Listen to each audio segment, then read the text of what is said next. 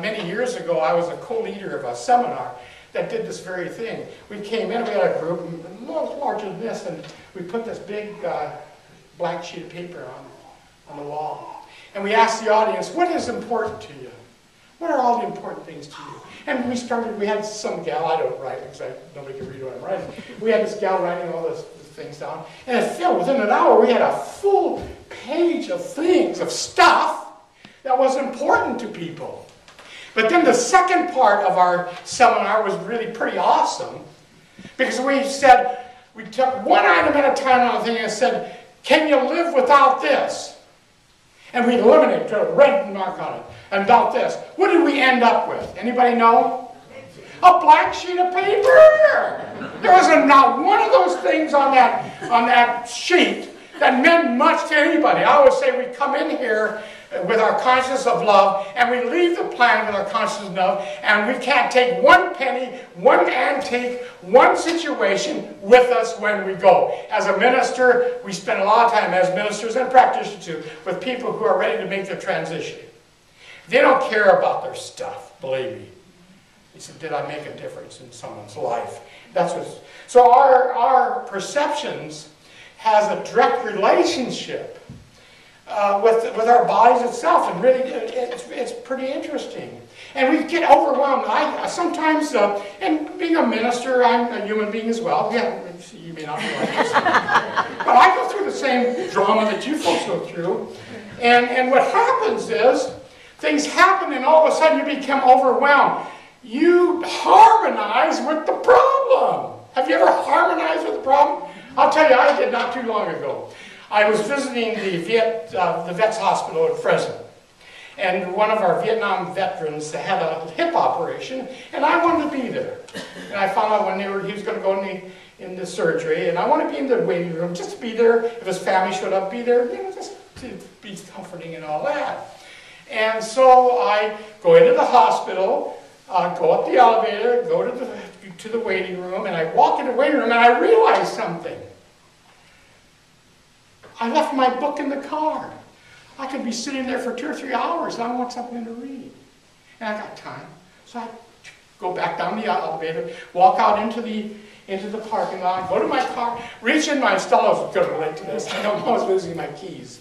I reach into my pockets, where's my keys? My keys are gone! My God!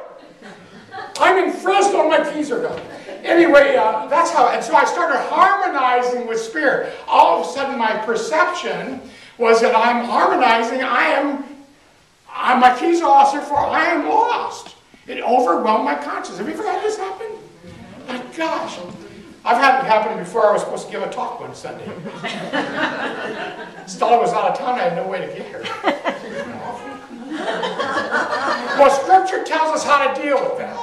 Now, in those days, they didn't have cars and the keys, but it shows how do you handle a situation like this. And I wrote it down because I always goof up Scripture when I quote it.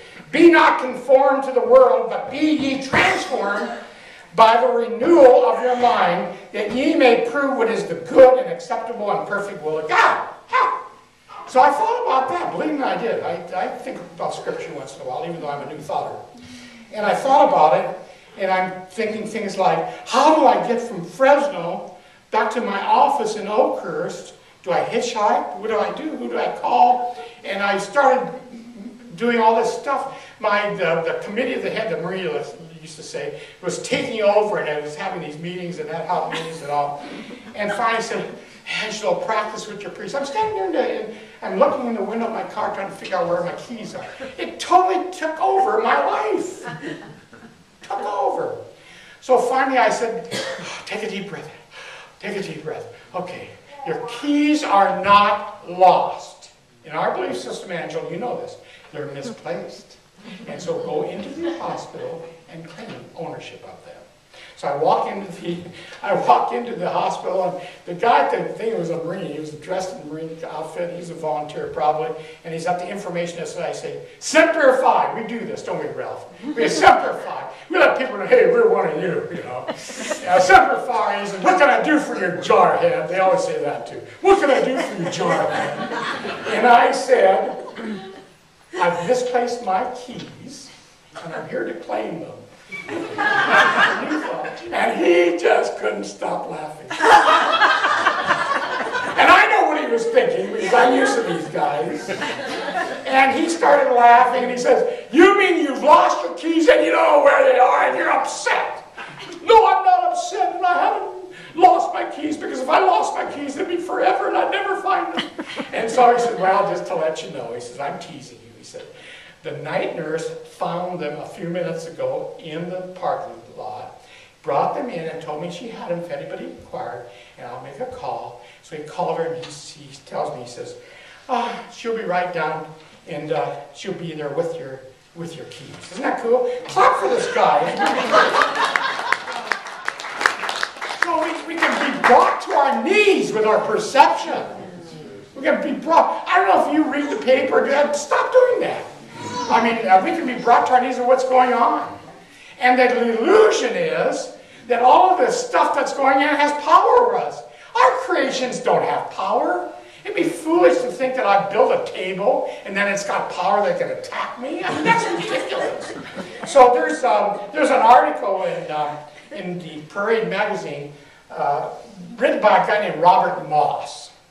And what the article was all about was, and the headline was really pretty cool. It said that our perception can make us ill. Our perception can make us well. Isn't that interesting? And the article quoted Larry Dawsey. How many of you know about that guy? He's in the 1980s. He's written a lot of books, and it was about mind-body stuff, you know. And it was kind of interesting in some of the things that he came up with, but it quoted him saying that our perceived images of whatever it is, of event, creates changes in our body as if it were happening right here and right now. Isn't that interesting? That I can create an image in my mind, and my body relates to it as it's happening right here and now, and the change will occur. And in the article it said that, you know, let's say you put in mind an image that you're at the lake, and you're just sand, and you're there and having a good time. Your body feels that it's happening right here right now. What happens is this: the blood vessels, they dilate. And all of a sudden our hands become warm. We might even start sweating. It's as if we're experiencing an event right here and right now. And the article went on to say that under hypnosis, you might be into therapy, and they say, well, you are being touched by something hot, a hot object. Your body will literally experience a blister, a burn blister, and what you're experiencing is nothing. It's a cold something that's touching, but it's accepting the fact. Moss goes on to say that there's a lot of medical research about this.